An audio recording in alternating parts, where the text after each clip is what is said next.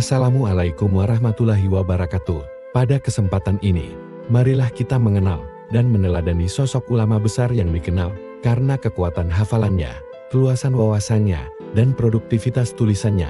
Beliau adalah Imam Jalaluddin As-Suyuti, rahimahullah.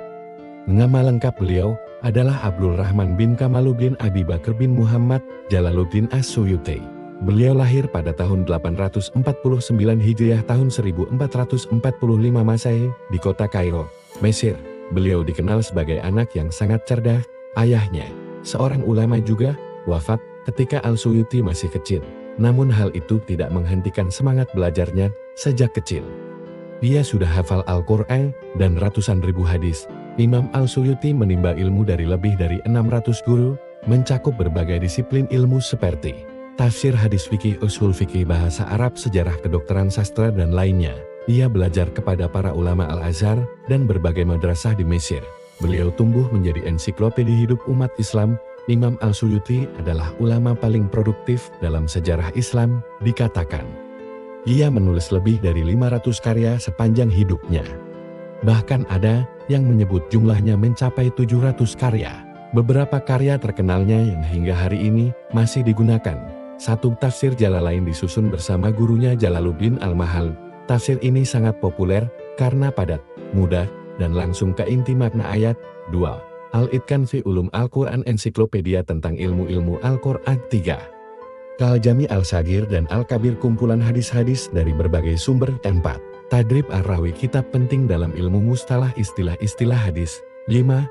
Karya Al-Hulafa, sejarah para khalifah Islam dari masa Abu Bakar hingga Abbasiyah. Karyanya mencakup berbagai bidang, tafsir, hadis, fikih, usul fikih, tasawuf, sejarah, kedokteran, hingga ilmu linguistik. Ini menunjukkan keluasan dan kedalaman ilmunya. Imam As-Suyuti juga dikenal sangat mandiri dan independen dalam menulis. Beliau banyak menyendiri di rumahnya, menulis siang dan malam tanpa lelah. Meskipun sangat berilmu, Imam Al-Suyuti dikenal sebagai orang yang rendah hati dan menjauh dari dunia. Ia menolak jabatan tinggi, termasuk ketika ditawari menjadi kadhi hakim tinggi, karena khawatir akan terjerumus dalam fitnah dunia dan kekuasaan. Beliau berkata, "Aku memilih hidup dengan ilmu dan panah, tidak mengejar jabatan, tidak mengharap dari manusia."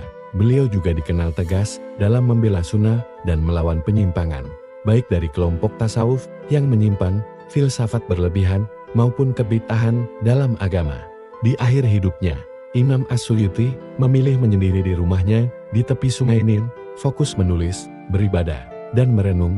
Namun, buah pikirannya tetap tersebar luas ke seluruh dunia Islam. Imam As-Suyuti wafat pada tahun 911 Hijriah tahun 1505 Masehi dalam usia sekitar 61 tahun.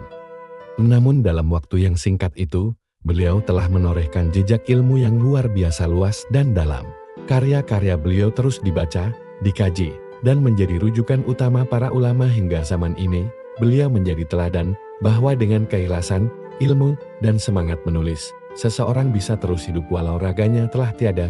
Saudaraku, dari kehidupan Imam Al-Suyuti kita belajar. 1. Ilmu harus dicari dengan tekun dan konsisten. 2. Produktivitas dalam menulis dan berdakwah adalah warisan abadi. 3. Kesederhanaan dan menjauh dari dunia bukan penghalang untuk memberi manfaat besar kepada umat. Semoga kita bisa meneladani beliau. Semangat menuntut ilmu, rajin membaca, dan menyebarkan ilmu dengan ikhlas. Wassalamualaikum warahmatullahi wabarakatuh.